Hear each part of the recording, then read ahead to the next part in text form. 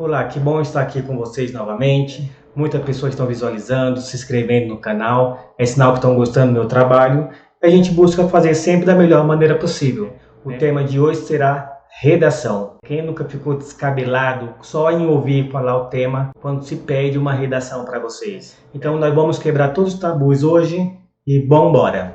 Artigo de opinião. Por que muitas empresas, vestibulares e Enem pedem um artigo de opinião? O artigo de opinião ele é um texto que consegue mostrar para a pessoa que vai ler se você tem um conhecimento de apresentar uma ideia, de defender uma ideia e arrumar uma solução para uma problemática. Vocês vão ver fundamentos básicos, tá?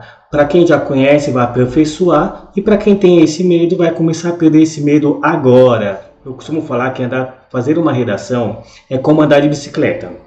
E como que adquire habilidades? É com o decorrer do tempo e com a prática. Conforme você vai praticando mais, você vai adquirindo essa habilidade. Quando você começou a andar de bicicleta, primeiro você foi montando, ficando equilibrado, e aos poucos somente que você foi começar a realmente andar com a bicicleta. Aí depois começou a correr, começou a movimentar, pular, enfim.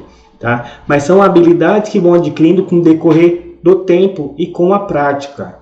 Uma redação é a mesma coisa. Vocês vão saber agora o fundamento básico, como estruturar uma redação, e a partir desse fundamento que vocês vão começar a praticar.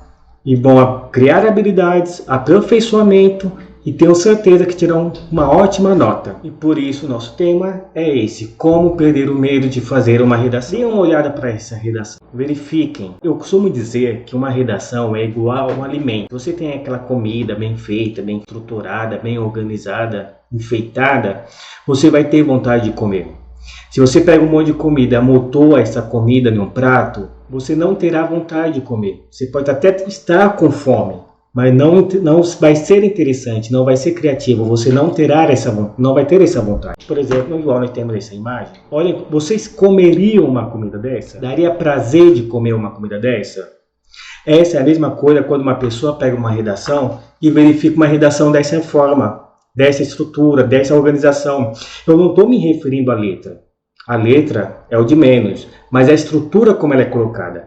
Lembrando que a letra tem que ser uma letra legível, né? Quando a gente escreve alguma coisa, escreve para outra pessoa ler. Se a outra pessoa não consegue ler, qual é a finalidade de ter escrito para essa pessoa? E às vezes a própria pessoa que escreveu não consegue ler também. Aí fica um pouco difícil. Igual aquela redação. A pessoa que pegar não vai ter vontade nenhuma de querer ler. Olha a diferença dessa redação. Tá? Bem estruturada, bem organizada. Então é essa estrutura que vamos estar trabalhando agora. É a mesma coisa que um banquete igual a esse, né? Você vê um banquete desse, você tem vontade de comer.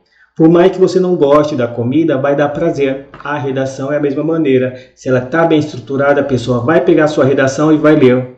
É a estrutura da redação. Tá? Então a estrutura, o básico, nós temos que ter início do parágrafo. Tá? Quando você vai começar um parágrafo, dá um espaço de 1,5 cm aproximadamente. Você vai escrever até o final da linha. Não pode deixar aquele espaço em branco.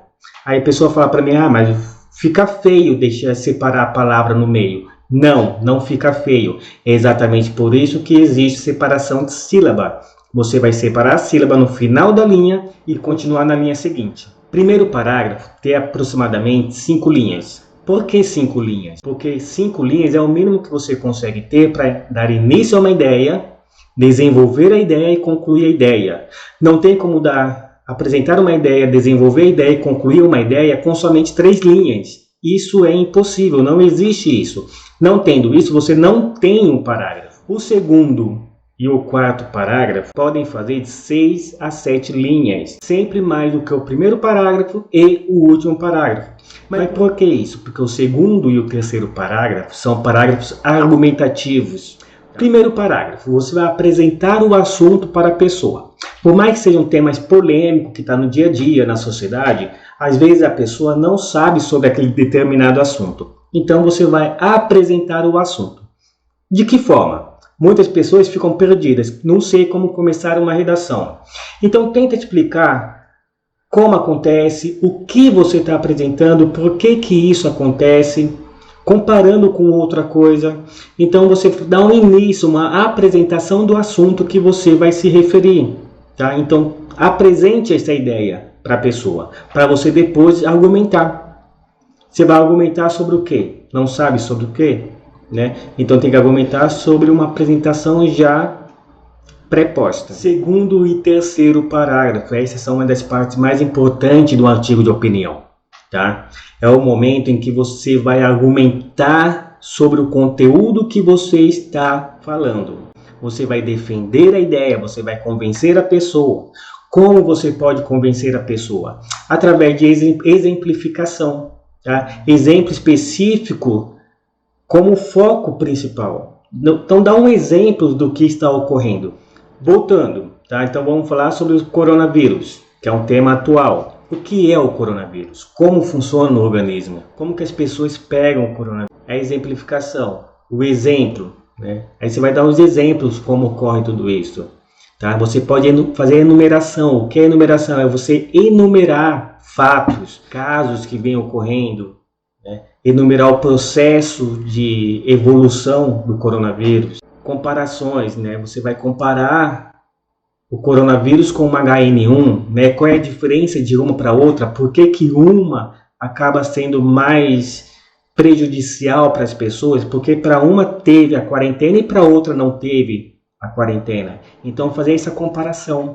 E a causa, efeito, né? Apresentar os motivos, porquês, as razões de um determinado problema, seguindo da sua consequência. Toda causa tem o efeito. Então você vai apresentar uma causa e a consequência disso, tá? Vamos lá. A causa que uma pessoa ocorre se a pessoa não lavar as mãos e não usar a máscara ao sair. Ó. A consequência que ocorre das pessoas ficarem reunidas num barzinho clandestino em plena quarentena. Qual a consequência que isso pode trazer para as pessoas?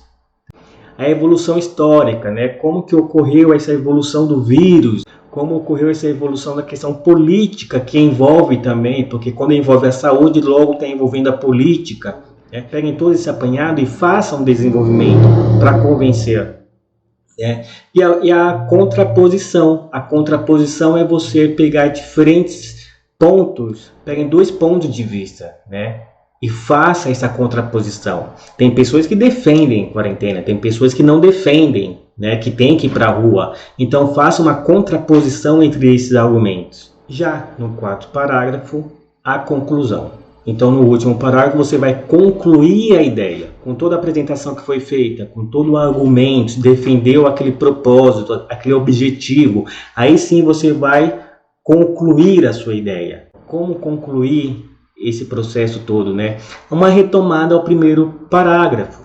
Lembrando de uma coisa, quando solucionar uma problemática, você não pode colocar nada que vai ferir os direitos humanos. Ah, as pessoas estão indo para a rua, tem que pegar tudo, amarrar e botar fogo nessas pessoas logo de uma vez. Não, você está ferindo direitos humanos. Hoje nem tanto, mas antigamente, quando feria os direitos humanos, a redação era zerada. Mas é bom sempre evitar ter o bom senso, né? Então, sem ferir direitos humanos. Algumas regras principais. Sempre em primeira pessoa do plural ou terceira pessoa do singular. Eu não posso colocar eu acredito, eu penso.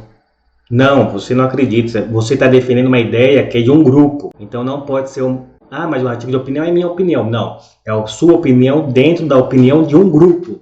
Então você tem que sempre falar sobre o grupo. Então vai ser sempre em primeira pessoa do plural ou terceira pessoa do singular. Mas às vezes a pessoa põe assim, acredito. Ela não colocou a palavra eu, o pronome, mas acredito. Aí eu faço a pergunta, quem acredito? Eu. Então está oculto, vai estar o sujeito lá em primeira pessoa do singular. Então não pode colocar primeira pessoa do singular.